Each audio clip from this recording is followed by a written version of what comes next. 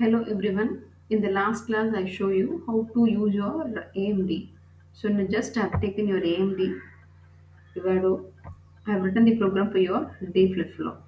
So you all know what is your D flip-flop. Your D flip-flop is nothing but the Q is equal to D. So whatever the input you have given for the D, that's going to be the output. Here I've taken the positive edge and negative reset.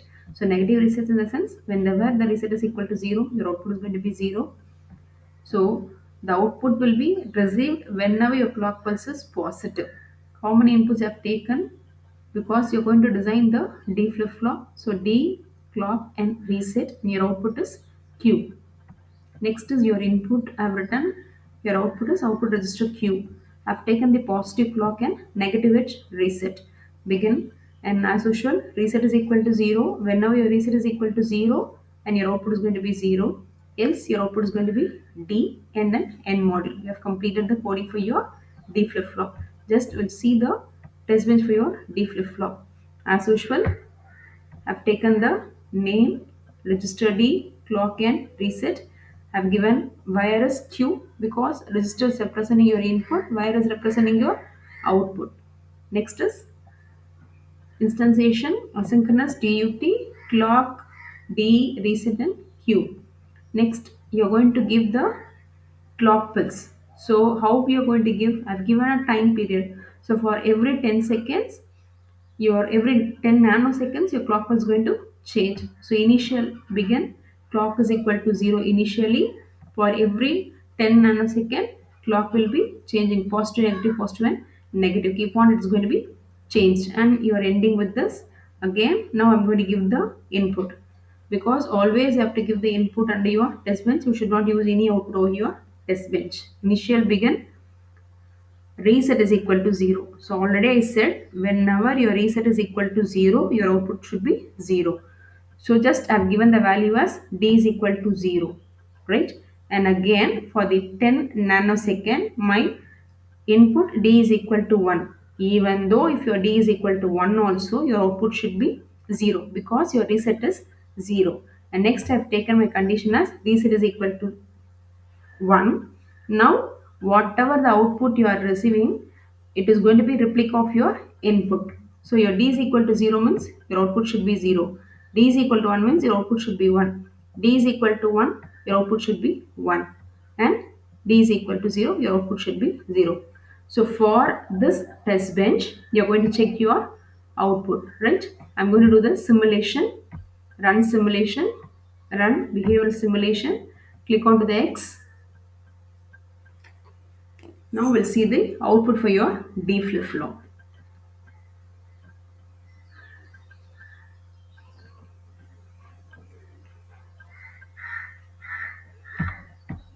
I'm maximizing this.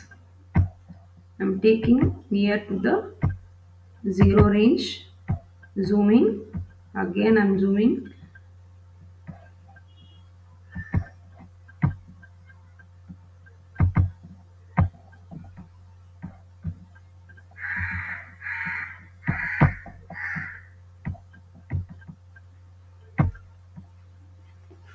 Okay, now we'll check the output. So whatever the input you have given, whenever your reset is 0, whatever the input is for the D, your output should be 0. So your reset is 0 at the 0 second. At 0 second, my D value is 0, clock is 0 and reset is 0, my output is 0. Next, at 0 itself, even if you are giving a D is equal to 1, my output should be 0. Just check it out. At 0 itself, so keep on,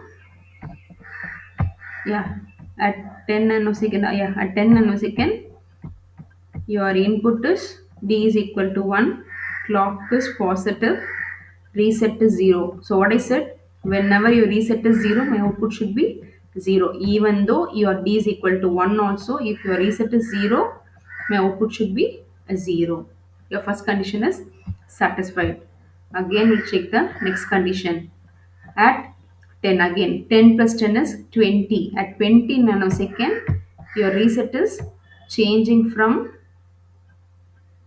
0 to 1, right?